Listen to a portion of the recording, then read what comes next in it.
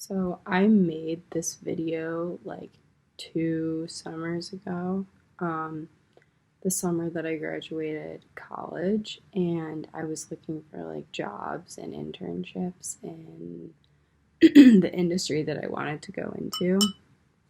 And there was one that I applied for, and it ended up just being a complete fucking joke. It was so ridiculous that, like, the fact that I couldn't videotape that or like record it in any way, shape, or form. Like, I could not convey to my friends over text just how fucking ridiculous it was.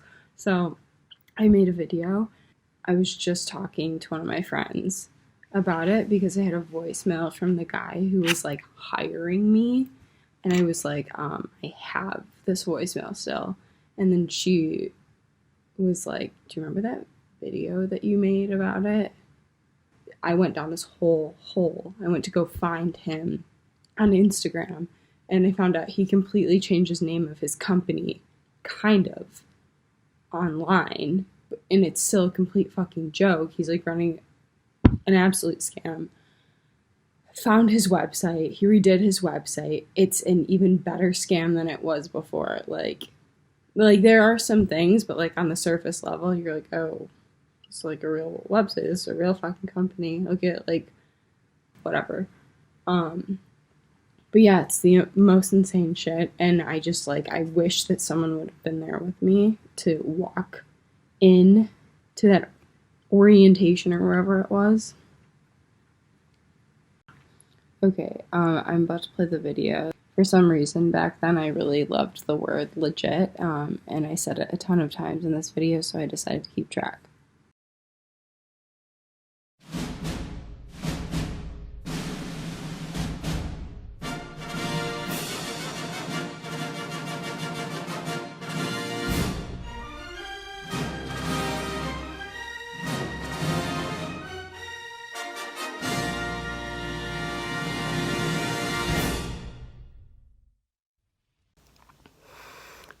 Okay, so basically this is the most dramatic thing that has ever happened to me.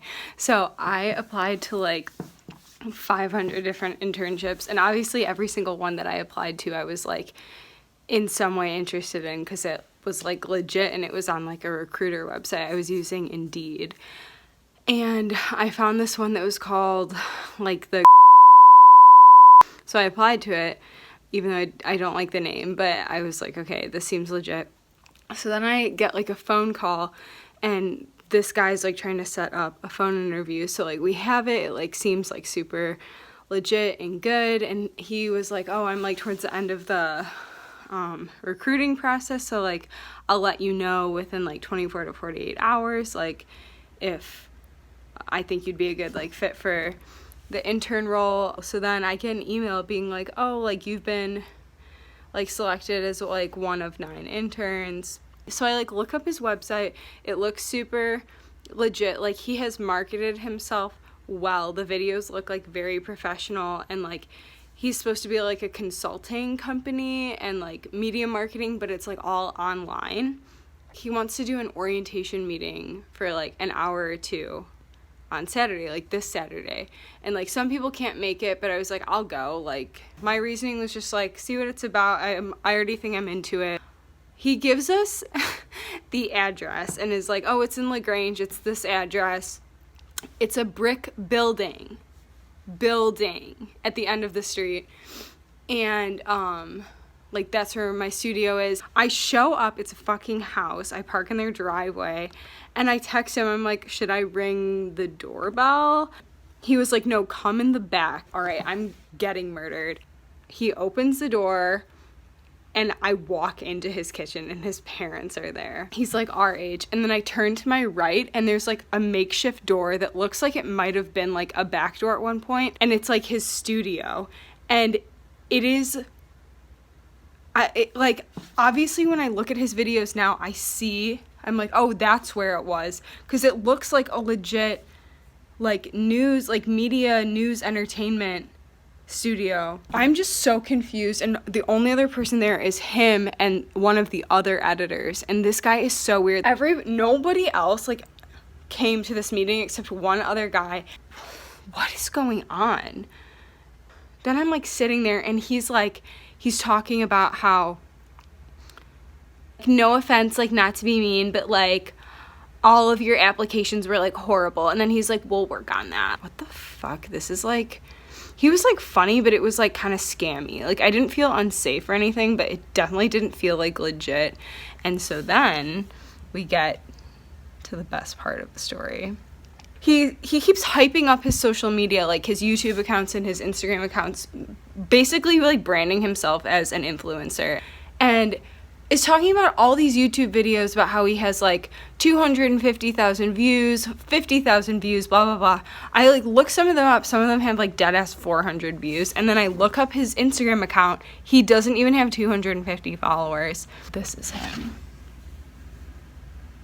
Is that not the like fucking scariest person you've ever seen? Like he looks like he would suck my blood.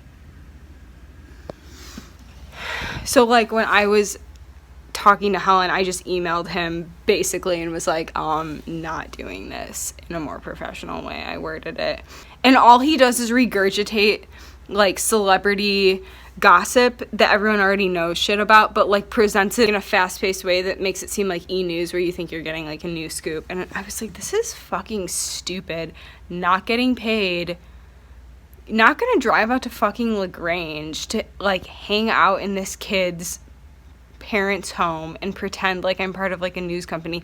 All of his pictures have like 20 likes. It's just him wearing different suits. So yeah. Okay, that's the end, loves.